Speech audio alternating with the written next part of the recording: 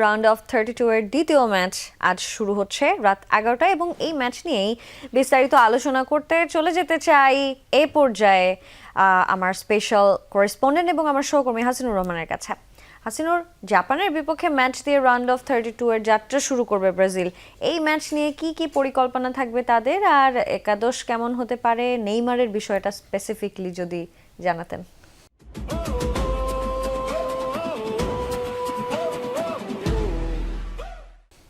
ব্রাজিলের একাদশ নিয়ে আসলে নতুন করে তেমন কিছু বলার নেই, কেননা ব্রাজিল অপরিবর্তিত একাদশে খেলাচ্ছে। মুজনিবিন তারেক যেমনটা তার রিপোর্টে জানাচ্ছিলেন, তো আসলে খুব বেশি পরিবর্তন হবে না। তারপরে আমরা একটু দর্শকদের যদি মনে না থাকে আমরা একটু পজিশন ওয়াইজ দেখাতে চাই, সম্ভাব্য একাদশটা কারা কারা কোন পজিশনে থাকছেন সেই কার্ডটা দেখাবো। তারপরে নেইমারের বিষয়টা নিয়ে একটু কিছুটা আলোচনা করব। আমরা যদি দেখি ব্রাজিল 4-3-3 ফরমেশনে খেলবে, এটাই ব্রাজিলের এখন সুইটেবল ফরমেশন। এবং ফ্রন্ট লাইনে তিনজন থাকছেন, ভিনিসিয়াস, ম্যাথিয়াস কুনিয়া এবং রায়ান, এবং মিডফিল্ডে পাকেতা, ক্যাসিমিরো, গিমারে, সেই তিন ট্রয়ই থাকছেন। ডেনিলো, মাগালাইশ, মার্কিনুয়েস এবং সান্টোস ডিফেন্স, এবং এলিসন বেগার আছেন গোল পোস্টের নিচে।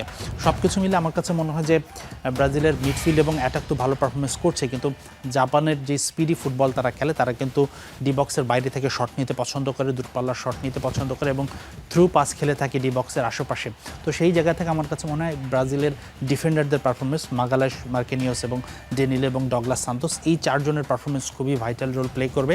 দেখা যাক। ব্রাজিল আমার মনে হয় এই ম্যাচেই তারা সবচেয়ে বেশি ডিফেন্সিভ লিড টেস্ট হবে। এর আগে ব্রাজিলের ডিফেন্ডারদের ততটা কঠিন পরীক্ষা দিতে হয়নি। মরক্কো ম্যাচে তুলনামূলক দিয়েছিল, তারা ভালোই করেছিল। দেখা যাক তো এই চার ডিফেন্ডারের পারফরমেন্স আজকে খুবই ভাইটাল। আরেকটা বিষয়, নেইমারের যে বিষয়টা, নেইমার আসলে এই ম্যাচে স্টার্টার হিসেবে নামছেন না। নেইমার আসলে এতক্ষণ মানে স্টার্টিংয়ে যে 45 মিনিট অন্তত, বা আমরা যদি 60-70 মিনিট খেলার মতো তার ফিটনেস এখনও হয়নি। তিনি হয়তো 20 মিনিট, গত ম্যাচে 16-17 মিনিট খেলেছেন, সেই জায়গা থেকে হয়তো 20-25-30 পর্যন্ত ম্যাক্সিমাম আসতে পারে।